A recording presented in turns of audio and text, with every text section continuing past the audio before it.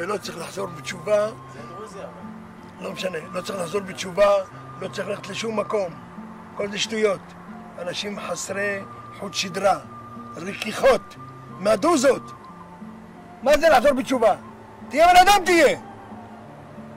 כל תרי"ג המצוות אתה יכול לשים אותם בפח. תהיה בן אדם. ומתוך זה שאתה בן אדם, גם אם לא תעשה תרי"ג, גם אם תעשה רבע, ואתה עושה. עצם כל החסדים שאתה עושה. אתה עושה.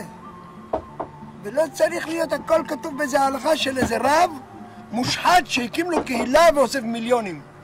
אפרגן, או טרללם, או פינטו, שמינטו. תבדוק את כולם מיליונרים, מיליארדרים. הכל ממה? מסכנים ומללים שאין להם מה לאכול, באים לבקש על הפרנסה, אז מה עושים? לוקחים להם גם את הלירה שיש להם. בושה וחרפה. בושה וחרפה. איך אומר השיר של...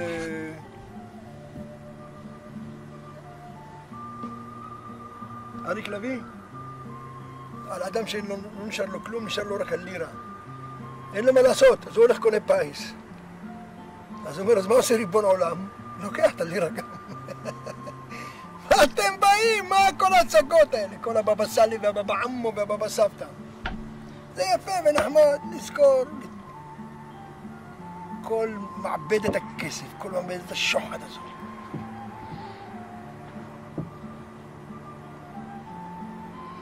בגלל זה חרב הבית. בגלל זה חרבו בתי המקדש. בגלל זה שאנשים שכחו שבעצם לא לוקחים איתם כלום.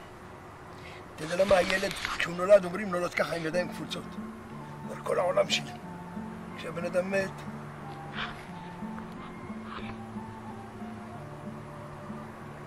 תכריכים, זהו.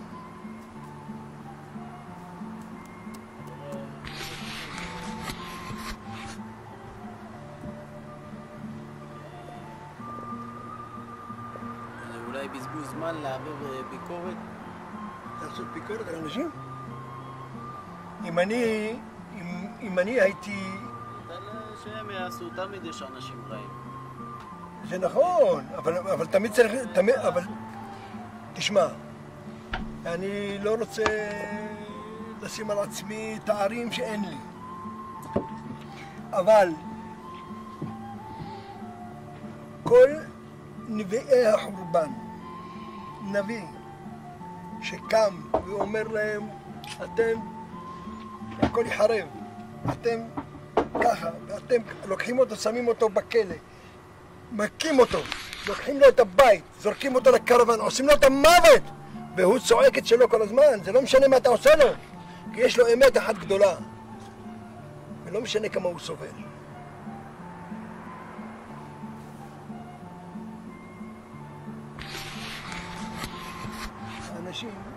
האנשים שבאים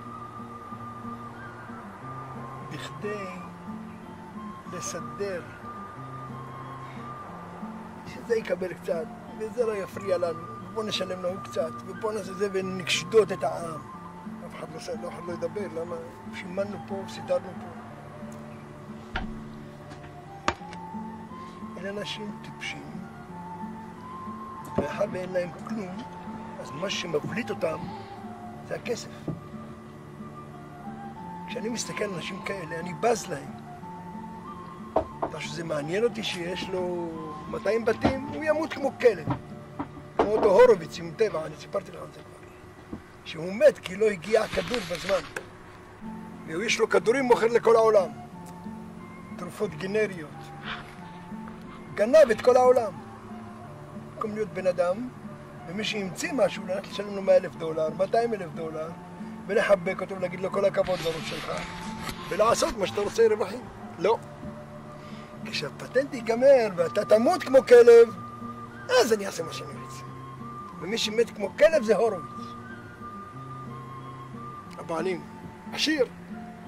אף אחד לא לוקח איתו כלום. ובעולם הזה הקנאה של הטיפשים שחושבים שלהם יש ולי אין, זה לא נכון.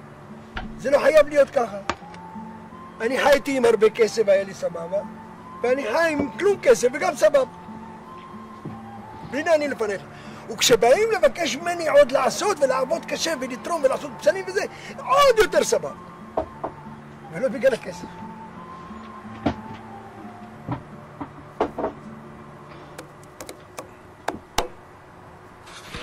תודה רבה לכם.